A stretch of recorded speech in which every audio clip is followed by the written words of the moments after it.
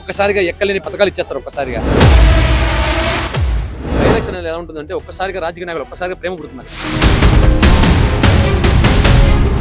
Paul గారు మీరు just కేవలం ఒక మీమ్ మీటర్లుగానే చూస్తున్నారు, కానీ అతని దగ్గర చాలా సత్తా ఉన్నది. జూబ్లీహిల్స్ లో ఉన్న కమ్మ మిత్రులారా ఆలకించండి, ప్రజాశాంతి పార్టీకి ఓటేయండి. హామీలు ఇస్తారు, తర్వాత ఎటు వెళ్ళిపోతారు ఎలక్షన్ అయిపోయినాక. చికెన్ ముక్కకి లిక్కర్ చుక్కకి అమ్ముడు పోకండి. మీరు ఏదైతే మంచి అనుకుంటారో దానికే ఓటేయండి.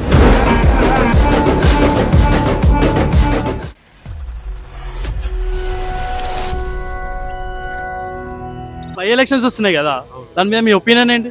ఇప్పుడు జూబ్లీహిల్స్ మన మాగంటి గోపీనాథ్ గారు చనిపోవడం బాధాకరం కాబట్టి ఇప్పుడు జూబ్లీహిల్స్ బై ఎలక్షన్ రాబోతుంది. November 11th పోలింగ్ ఉంటుంది కాబట్టి ఈ ఎన్నికలు అనేది చాలా హీటింగ్తో ఉండే ఎన్నిక. ఎందుకంటే 10 సంవత్సరాలు బీఆర్ఎస్ రూల్ చేసిన తర్వాత కాంగ్రెస్కి అవకాశం ఇచ్చారు. ఇక్కడ కాంగ్రెస్ బాగా పరిపాలిస్తుందా లేదా అని చెప్పేసి ఈ ఎలక్షన్ తెలబోతుంది. ఎందుకంటే ఇక్కడ బై ఎలక్షన్ అనేది ఎలా ఉంటుందంటే ఒక్కసారిగా రాజకీయ నాయకులు ఒక్కసారిగా ప్రేమ పుడుతుంది. అక్కడ ఒక్కసారిగా ఎక్కలేని పథకాలు ఇచ్చేస్తారు. ఒక్కసారిగా అంతా వాలిపోతారు మొత్తం. ఒక్కసారిగా తప్పులేదు, ఒక కాన్స్టిట్యున్సీ మీద ఎంతో గ్రిప్ ఉండాలి కాబట్టి తప్పులేదు. కానీ ఇది ఎంతవరకు నిజమో కరెక్ట్గా మనకు తెలియదు. వీళ్ళు హామీలు ఇస్తారు, తర్వాత ఎటు వెళ్ళిపోతారు ఎలక్షన్ అయిపోయినాక.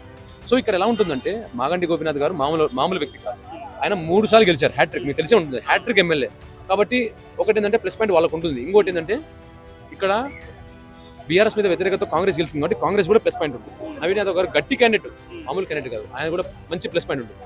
ఇంకొకటి ఏంటంటే సింపతి అనేది ఒకటి క్రియేట్ అవుతుంది బీఆర్ఎస్ మీద. ఎందుకంటే ఆయన చనిపోయారు కాబట్టి, ఆయన భార్య గారికి ఇచ్చారు కాబట్టి ఆవిడ గెలిపేయండి అని చెప్పేసి వీళ్ళ ఫ్యామిలీ బాగా తెలుసు, జూబ్లీహిల్స్ లో మనకు పలుకుతారని చెప్పేసి. కానీ ఇక్కడ రూలింగ్ పార్టీ ఏంటంటే కాంగ్రెస్ ఉంది కాబట్టి వీళ్ళకి చేసేయండి, వీళ్ళు మన అభివృద్ధి చేసిన అనిపిస్తుంది. ఇక్కడ మన ఆలోచన విషయం ఏంటంటే ఇప్పుడు బీజేపీలో ఇంకా టికెట్ రాలేదు, ఇవాళ తెలుస్తుంది కదా. సో ఇలాంటి ఉన్న సిచ్యువేషన్ లో ఇక్కడ కాంగ్రెస్ పార్టీ మీద ఏదైనా వ్యతిరేకత ఉంటే అక్కడ వెళ్ళి స్ట్రాటజీస్ ఎలా ప్లే అవుతాయంటే నిరుద్యోగులు వెళ్ళి అక్కడ నామినేషన్ చేస్తారు. నిరుద్యోగులు ఉంటే వాళ్ళు వెళ్ళి నామినేషన్ చేస్తారు ఫస్ట్. సో అది కాంగ్రెస్ పార్టీకి ఖచ్చితంగా మైనస్ అవుతుంది, కాంగ్రెస్ పార్టీకి ఈజీగా మైనస్ అవుతుంది. సో ఇక్కడ ఏంటంటే రూలింగ్ పార్టీ అనేది చాలా ఆటోమేటిక్గా గెలిచేస్తుంది చాలా వరకు. కానీ ఇక్కడ ఎలా ఉంటుందంటే ఇప్పుడు బై ఎలక్షన్ అయితే జూబ్లీహిల్స్ చాలా టఫ్, చాలా టఫ్ ఉంటుంది. ఇక్కడ మనం ఎవరు గెలుస్తుందని చెప్పలేం. ఫస్ట్ థింగ్, మీరు ఎప్పుడు బీజేపీ బీఆర్ఎస్ కాంగ్రెస్ వీళ్ళ గురించి చెప్తారు, కానీ మీకు అక్కడ తెలుసా కేపాల్ గారు పోటీ చేసిన తెలుసా విషయం? ఎవరు తెలియదు. కేవలం రాజకీయ పార్టీలకు మనం సపోర్ట్ చేయడం తప్పలేదు, కానీ ఎవరు రాజకీయాలకు వస్తున్నారు, కొత్త పార్టీ లేవచ్చే వాళ్ళు కూడా సపోర్ట్ చేయండి, అందరికి అవకాశం ఏంటి. ఇప్పుడు 10 ఏళ్ళు చూసారు బీఆర్ఎస్ని, చేయలేదు కాబట్టి కాంగ్రెస్కి ఇచ్చారని చెప్పేసి అంటున్నారు. సరే ఇప్పుడు కాంగ్రెస్ కూడా చూస్తున్నారు, బాగా చేస్తున్నారు లేదో మీ విజ్ఞప్తి. కానీ ఇలాంటి వ్యక్తులు పాల్ గారు మీరు జస్ట్ కేవలం ఒక మీమ్ మీటర్లుగానే చూస్తున్నారు, కానీ అతని దగ్గర చాలా సత్తా ఉన్న వ్యక్తి. అలాంటి వ్యక్తులను కూడా చూడండి, అలాంటి వ్యక్తులను కూడా రేపు బై ఎలక్షన్ ఒకసారి చూడండి. అలాంటి వ్యక్తులు కూడా గెలిస్తే మంచిదే. ఒకసారి అలాంటి వాళ్ళకి కూడా అవకాశం ఇవ్వాలని చెప్పేసి నేను మనస్ఫూర్తిగా కోరుకుంటున్నాను. అంటే ఇప్పుడు కేపాల్ గురించి తీశారు కాబట్టి కేపాల్ గారిని ఎందుకు గుర్తిస్తలేరు ఎక్కువ జనాలు? ఎందుకు గుర్తించలేదంటే జనాలు కేవలం పైన చెట్టునే చూస్తున్నారు తప్ప కింద ఉన్న రూట్స్ చూడలేకపోతున్నారు. పైన చెట్టు బాగా కనపడుతుంది, కానీ కింద ఉన్న రూట్స్ చాలా ఉంటాయి. అలాంటి వ్యక్తులు ఎవరైనా ఉంటే కేపాల్ గారే. మీకు అమెరికాకి వెళ్ళి ప్రెసిడెంట్ గారితో కలవాలంటే ఎవరి తరం కాదు కలవడం, కానీ పాల్ గారు జస్ట్ ఒక 5 minutes చాలు, ఒక ఫోన్ కాల్ చాలు, ఒక మెయిల్, ఒక ఫోన్ కాల్, ఒక ఫ్యాక్స్ పెట్టేశారనుకోండి, ఈజీగా కలిసేస్తారు. అంత చెప్తున్న కేపాల్ గారు, అలాంటి వ్యక్తున్న కేపాల్ గారు ఒకసారి అవకాశం ఇవ్వండి దయచేసి. అంటే నేను చెప్తున్నా మీకు, ఒకసారి అలాంటి వ్యక్తులు కూడా మీరు తెలుసుకోండి ఎలా చేస్తారో, తర్వాత మీ ఇష్టం. అది బై ఎలక్షన్స్ లో టీడీపీ కూడా జాయిన్ అవుతుందండి, కాకపోతే అది మళ్ళీ విత్డ్రా చేస్తుందండి. ఎన్టీఆర్ గారి సిస్టర్ అయినటువంటి సుహాసిని గారు పోటీ చేద్దామని అనుకున్నారు, కాకపోతే విత్డ్రా చేసుకుంది మళ్ళీ ఆవిడ. ఎందుకంటే బీజేపీకి ఇక్కడ పొత్తులు ఉంది కాబట్టి, ఆల్రెడీ ఎన్డీఏ కుటుంబం ఉంది కాబట్టి ఓట్లు ఇచ్చకుండా అలా మళ్ళీ తీసేస్తారు.